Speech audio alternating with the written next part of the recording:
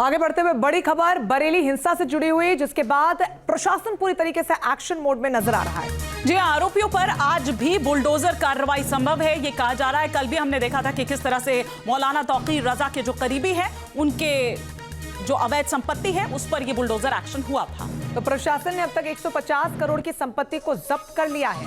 बरेली हिंसा में अब तक 73 लोग जिनकी गिरफ्तारी हो चुकी है। मौलाना भूल गया कि शासन किसका है। सबक तुम्हें ऐसा सिखा देंगे कि तुम्हारी आने वाली पीढ़ी दंगा करना भूल जाएगी। यूपी के सीएम योगी आदित्यनाथ के सख्त रुख के बाद बरेली में दंगा भड़काने की साजिश रचने वालों को कड़ा सबक सिखाया जा रहा है। मुख्य आरोपियों की गिरफ्तारी के बाद अब बुलडोजर एक्शन हुआ है। मंगलवार को मौलाना तौकीर रजा के करीबी के अवैध निर्माण पर नगर निगम का बुलडोजर चला। आरोप है कि यह निर्माण नगर निगम की जमीन पर कब्जा कर किया गया था। कार्रवाई के दौरान मौके पर भारी पुलिस बल मौजूद रहा। पूरी कार्रवाई की ड्रोन से निगरानी भी की गई। इतना ही नहीं, प्रशासन ने उन लोगों पर भी कार्रवाई की जिन पर आरोपियों की मदद करने का आरोप है।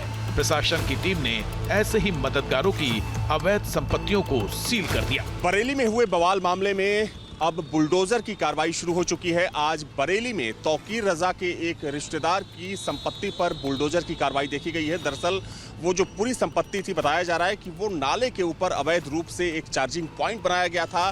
दोपहर में दलबल के साथ पुलिस प्रशासन वहां पर पहुंचा और उसके बाद वहां पर बुलडोजर से उस पूरी संपत्ति को ध्वस्त कर दिया गया। और देखा जाए तो ना सिर्फ उस संपत्ति को, बल्कि दर्जनों ऐसी प्रॉपर्टी हैं जो तौकीर रजा और तौकीर रजा के सहयोगियों की है। हालांकि देखा जाए तो अब तक प्रशासन की तरफ से उनको पूरी तरीके से जब्त किया जा चुका है या फिर वहां पर नोटिस चस्पा किया जा चुका है। आपको तस्वीर दिखा दूं, ये बरेली शहर के बीचों बीच का एक इलाका है और चूंकि ये एक लॉन हुआ करता था जिसको यहाँ पर नोटिस के साथ साथ इसको अभी हाल फिलहाल के लिए प्रशासन की तरफ से बंद कर दिया गया है। इसके अलावा आप सामने एक होटल देख सकते हैं, वहाँ पर भी पुलिस और प्रशासन की तरफ से इसलिए ताला लगाया गया है कि वहां पर कुछ अवैध निर्माण की बात कही जा रही थी। दंगा भड़काने की साजिश नाकाम होने के बाद से प्रशासन की अब तक की कार्रवाई पर ज्यादातर लोग खुश दिखे। नहीं, सही है। देखिए, कोई भी चीज़ अगर यहाँ पे शहर में जिससे मतलब माहौल ख़राब हो रहा है और वो चीज़ अगर हो रही है, दंगे हो रहे हैं, तो हमारा शहर ही अपना ख़राब हो रहा है। और अब वो चाहे तौकीर जी ने कराया, किसी ने भी किया, XYZ जिसने भी था, बट वो चीज़ से कहीं ना कहीं इम्पैक्ट तो पड़ता ही है। जैसे 2 दिन नेट बंद था यहाँ पे और मतलब हमारी सारी चीज़ें भी ठप हो जाती हैं, बैंकिंग एंड ऑल डैट। उसके बाद ये जैसे मान लीजिए जो भी अभी दंगा हुआ, पत्थर फेंके गए, वीडियोस भी वायरल हुई, सब कुछ उसको देखते हुए तो एक्शन बिल्कुल सही हो रहा है। कोई ये इस तरह की कोई लड़ाई झगड़ा करता है तो उसको कानून को काम करना चाहिए। बेशक कड़ी से कड़ी सजा देना चाहिए, लेकिन साथ ही साथ ये भी याद रखना चाहिए कि अगर किसी का इन्वॉल्वमेंट नहीं है तो उसे अनर्गल मतलब उसे नावाजिब तरीके से दबाया भी ना जाए। लॉ एंड ऑर्डर के अंडर में प्रशासन और शासन लीगली जो भी काम करेगा वो पब्लिक के लिए, उत्तर प्रदेश के लिए और उसके लिए मेरे हिसाब से तो जो शासन प्रशासन करेगा लीगली लॉ एंड ऑर्डर के साथ वो ठीक करेगा।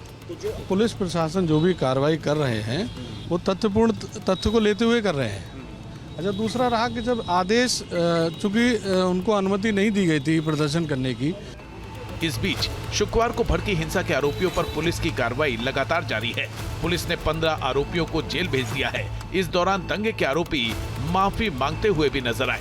इसके अलावा पुलिस ने एक आरोपी को मुठभेड़ के बाद गिरफ्तार किया है। देखिए, आज बरेली पुलिस ने और लोगों को गिरफ्तार किया है। ये तमाम जो लोग हैं ये दंगे के आरोपी हैं और इनको पुलिस ने गिरफ्तार किया है। इन लोगों ने पथराव किया था पुलिस के ऊपर। कैमरा मैन से कहूंगा आगे दिखाएं, ये आगे दिखाएं कि ये वही लोग हैं जिन्होंने पथराव किया था पुलिस पर और इनको पुलिस ने जो है हिरासत में लिया है। इन पर कार्रवाई की जा रही है। मीडिया के सामने इनको पेश किया गया है। आप देखिए, माफी मांगते हुए नजर आ रहे हैं और इनको अब जेल ले जाया गया है, जेल ले जाया जा रहा है। देखिए, हाथ जोड़े खड़े हुए थे, अब हाथ जोड़ रहे हैं। पहले पत्थर बरसा रहे थे और इनको लगा कि इनके आका इनको बचा लेंगे हमेशा की तरह, और अब हाथ जोड़ते हुए, गिड़गिड़ाते हुए सब पुलिस के सामने नजर आ रहे हैं और अब इन पर कार्रवाई की। ये तमाम लोग हैं अब जेल भेजे जा रहे हैं। ये वही लोग हैं जिन्होंने 26 तारीख को पुलिस पर पथराव किया था।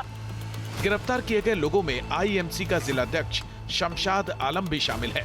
पुलिस के मुताबिक वो मौलाना तौकीर रजा के साथ बवाल की साजिश में शामिल रहा।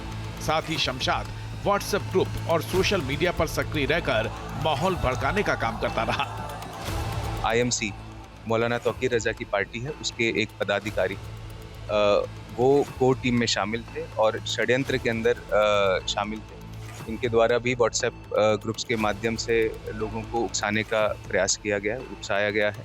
इनको भी आज जेल भेजा गया है। पुलिस अब तक बवाल से जुड़े 10 मुकदमों में कुल 72 आरोपियों को गिरफ्तार कर चुकी है। अब आरोपियों और उनके मददगारों पर बुलडोजर एक्शन शुरू हो चुका है। बरेली से अविनाश सिंह के साथ टीम न्यूज़ नेशन। जहां भक्ति है हर शब्द में, कथाओं में छुपे हैं दिव्य रहस्य और ज्योतिष देता है जीवन को दिशा। धर्म से जुड़ी हर बातों को जानने के लिए हमारे चैनल स्तुति को सब्सक्राइब करें। चैनल पर जाने के लिए इस लिंक पर क्लिक करें।